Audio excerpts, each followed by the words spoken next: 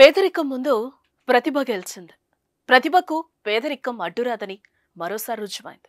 చదువుకోవాలని కోరిక ముందు తన కుటుంబం ఆర్థిక పరిస్థితులు మాత్రం ఆటంకం కాలేదు. పక్షవాతంతో తండ్రి మంచాన పడితే నిరాశ చెందలేదు. చికిత్సకయ్యే డబ్బులను కూడా పనులు చేస్తూ సమకూర్చాడు. మురికివాడ నుంచి ఉన్నత శిఖరాలకు అధిరోహించాడు.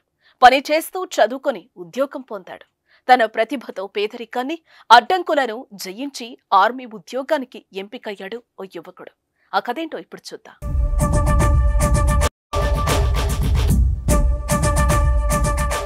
ముంబైలోని ధారావికి చెందిన 26 ఏళ్ల ఉమేష్ ఢిల్లీరావు తన తెలివితేటలతో భారత సైన్యంలోకి ప్రవేశించి ఈ ఘనత సాధించాడు.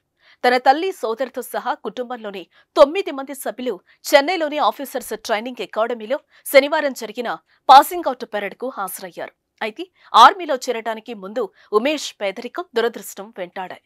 పెయింటర్ అయిన ఉమేష్ తండ్రి 2013లో పక్షవాతంతో మంచాన పడ్డాడు.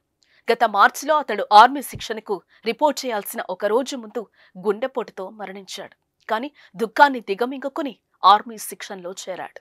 11 నెలల శిక్షణ పూర్తి కావడంతో శనివారం పాసింగ్ అవుట్ పెరేడ్ జరిగింది. ఉమేష్ విజయానికి ఆ కలే పట్టుదలనిచ్చింది.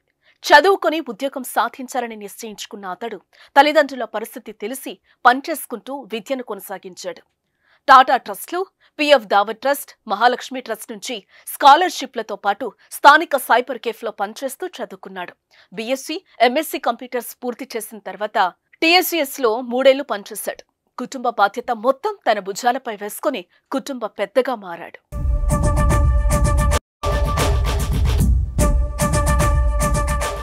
నేను టాటా కన్సల్టెన్సీ సర్వీసెస్లో 3 ఏళ్ల పాటు పనిచేశాను.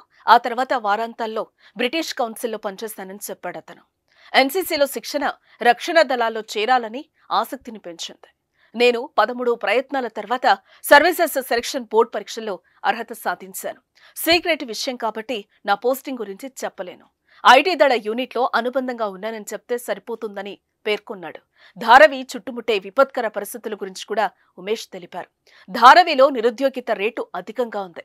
నా విజయం ఆ ప్రాంతంలోని ఇతర యువకులను ఆర్మీలో చేరటానికి స్ఫూర్తి నింపుతుందని ఆశిస్తున్నాను.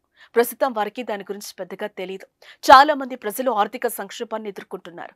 నేను యువతకు చెప్పాలనుకునేది ఒకటే, మీరు మీ జీవితంలో ఏదో ఒక లక్ష్యాన్ని నిర్దేశించుకుని కష్టపడి పనిచేస్తే దానిని తప్పకుండా సాధిస్తారు. అందుకు సిద్ధంగా ఉండండి, ముందుకు సాకండి. సమస్యలు, అవరోధాలు, అసమానతలను ఎదుర్కోండి. ఒకసారి పరీక్షల్లో తప్పిన నిరుత్సాహానికి గురి కావద్దు. చుట్టూ ఉన్న వారితో మాట్లాడండి, అది మీకు నిజంగా సహాయం చేస్తుంది అని ఉమేష్ అన్నారు.